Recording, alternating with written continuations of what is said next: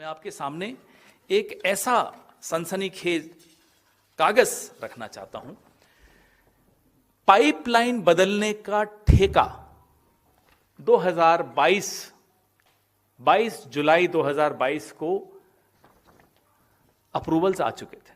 Approval आ गए, company आपने final करनी थी बस। क्या किसी कमीशन के इंतजार में आप बैठे थे? लोगों की जान के साथ खिलवाड़ करना, smart city Indore, clean city Indore, हर घर जल योजना में इंदौर। फिर ये क्या हुआ? इंदौर के भागीरथपुरा में दूषित पानी के सेवन से अब तक 18 जानें जा चुकी हैं और 100 लोग अभी भी अपनी जान के लिए आईसीयू में लड़ रहे हैं, संघर्ष कर रहे हैं। ये जो हादसा हुआ है, आप लोगों को वीडियो साथ साथ चला दीजिए बिना ऑडियो के, नो प्रॉब्लम। ये जो हादसा हुआ है, ये कोई पहला उदाहरण नहीं है। ये राज्य भी ऐसा है जहां बहुत लंबे अंतराल से भारतीय जनता पार्टी का शासन रहा है। डबल इंजन नहीं, ट्रिपल इंजन रहा है। स्वच्छ भारत कैंपेन में इंदौर लगभग 9 बार प्रथम स्थान पर रहा है। यह पोल खुल जाती है इस सरकार के नारों की, इस सरकार की योजनाओं की। मैं 2 नारे आपके सामने रखता हूं। एक तो स्वच्छ भारत, इंदौर नंबर 1, हालत देखिए इंदौर में। और दूसरा, हर घर जल योजना, मतलब हर घर में पाइप्ड वाटर सप्लाई जाएगी। ये मोदी जी ने हर चुनाव में इस नारे को भुनाया, 70 साल को कोसा। ये इंदौर की पाइप्ड वाटर सप्लाई। मैं आपके सामने एक ऐसा सनसनीखेज कागज रखना चाहता हूं। पाइपलाइन बदलने का ठेका 22 जुलाई 2022 को अप्रूवल्स आ चुके थे। इंतजार किस बात का था? अप्रूवल आ गए, कंपनी आपने फाइनल करनी थी बस। क्या किसी कमीशन के इंतजार में आप बैठे थे? ये कागज मैं आपको दूंगा अभी प्रेस वार्ता के बाद। लोगों की जान के साथ खिलवाड़ करना, smart city Indore, clean city Indore, हर घर जल योजना में इंदौर। फिर ये क्या हुआ? और ना केवल इंदौर, अमित शाह जी का इलाका Gandhinagar, smart city, clean city, typhoid फैल रहा है। मैं रोज डिबेट्स के लिए हमारे स्पोक्स पर्सन्स को तैयार करके भेजता हूं कि आज इस पे डिबेट होगी। टाइफॉइड गांधीनगर में नहीं होती। रोज बेचारे बैरंग आ जाते हैं कि नहीं हो रही। हमारी साधना भारती ने उठाया दिल्ली में 30% दिल्ली का पानी जब आम आदमी पार्टी की सरकार थी काला था, बीजेपी की सरकार आई तो पीला हो गया। ये ईस्ट दिल्ली अच्छा इलाका माना जाता है, यहां की हालत। उदाहरण अनेक हैं पूरे देश में। हवा में जहर हम रोज भुगत रहे हैं दिल्ली में, पानी में जहर आपके सामने है, दवाइयों में रेबीज के इंजेक्शन में मिलावट, कॉफ सिरप में मिलावट, पनीर में मिलावट, हर चीज में जहर। और अगर कुछ कसर रह गई तो भाजपा के नेताओं की जुबान में जहर। ये किस तरह का अमृतकाल है, ये आपके सामने है। और आप जैसे पत्रकार अगर सवाल पूछें तो कैलाश विजयवर्गीय की भाषा आपने सुनी, बदतमीजी, गाली गलौज, आदत ही खत्म हो गई पत्रकारिता की इन लोगों को। ईमानदार पत्रकारिता की आदत, नरेंद्र मोदी ने उस आदत की हत्या कर दी है। आप लोग अब पूछ ही नहीं सकते हैं, पूछते हैं तो यह जवाब मिलता है, ये गालियां सुननी पड़ती हैं आप लोगों को। मुझे बड़ा बुरा लगता है आप लोगों के लिए, लेकिन लड़ना पड़ेगा, सवाल फिर भी पूछने पड़ेंगे।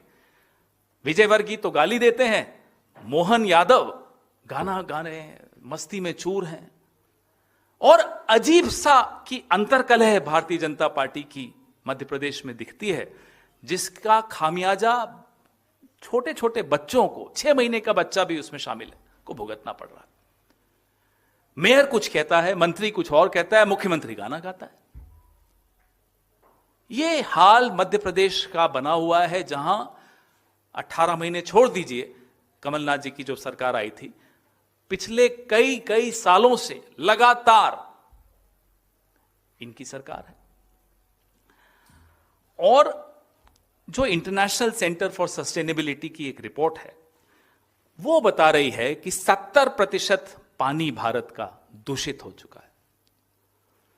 हमें और आपको अलग अलग विवादों में व्यस्त रखने के पीछे की साजिश ये है कि असली मुद्दे, मिलावट के मुद्दे, दवाइयों में मिलावट के मुद्दे, कफ सिरप के मुद्दे, जहरीले पानी के मुद्दे, ये सब मुद्दे सामने न आए, मेन स्ट्रीम में ना आए, डिबेट्स का हिस्सा न बने, राजनीतिक विमर्श का हिस्सा न बने।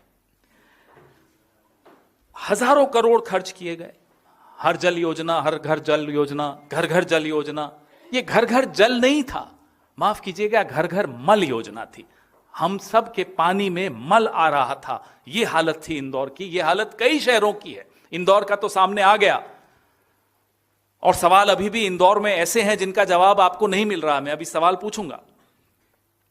सीधी सीधी जिम्मेदारी ये उन लोगों की है जो लच्छेदार नारे देते हैं, तमाशबीन बनते हैं, हम सबको व्यस्त रखते हैं, हम सब में विवाद पैदा करते हैं। प्रधानमंत्री की सीधी सीधी जिम्मेदारी है। लगातार जब मुंह खोलते हैं, 70 साल में कुछ नहीं हुआ, मैं हर जगह हर घर में पानी भिजवा रहा हूं। ये भिजवा रहे हैं आप, हजारों करोड़ खर्च करके। एडीबी से पैसा आया, एशियन डेवलपमेंट बैंक से, इसी काम के लिए आया। कौन करेगा उसका ऑडिट? क्या हिसाब किताब क्या है उस पैसे का? कहां गया वो पैसा अगर बच्चे मर रहे हैं तो? मुख्यमंत्री, प्रधानमंत्री, मेयर, मंत्री, कोई तो जिम्मेदारी लेगा या कोई नहीं लेगा? आपको मैं एशियन डेवलपमेंट बैंक के बारे में बता रहा था। 200 मिलियन अमेरिकन डॉलर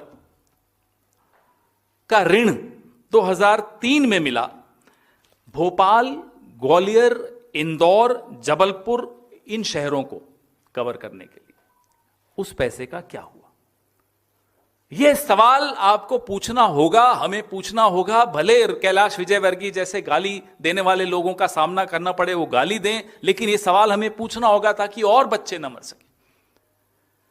इतनी बड़ी राशि एडीबी ने दी है आपको, जिस काम के लिए दी है। आप ये ठेके निकाल के फिर रुक जाते हैं, इंतजार करते हैं कि सबसे बड़ी कमीशन कौन देगा। अब एक और जानकारी हमारे सामने आई कि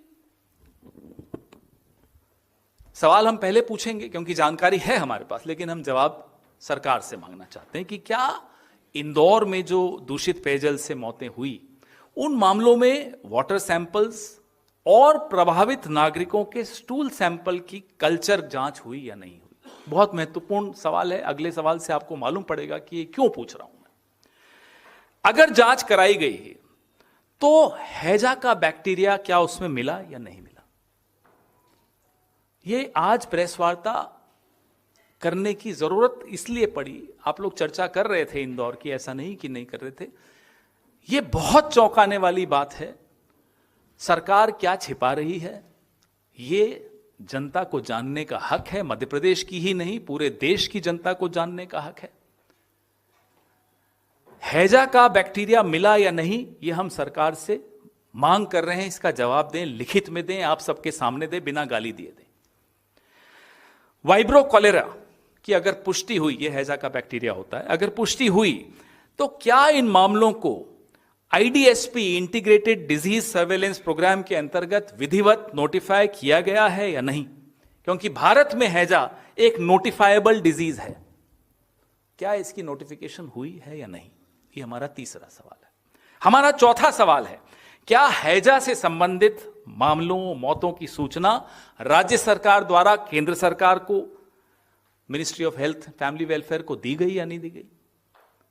कॉरेस्पॉन्डेंस सामने लाइए। आप दोनों के बीच में, राज्य सरकार और केंद्र सरकार के बीच में क्या कॉरेस्पॉन्डेंस हुई है, वो सार्वजनिक कीजिए। बहुत कुछ छिपाया जा रहा है साथियों।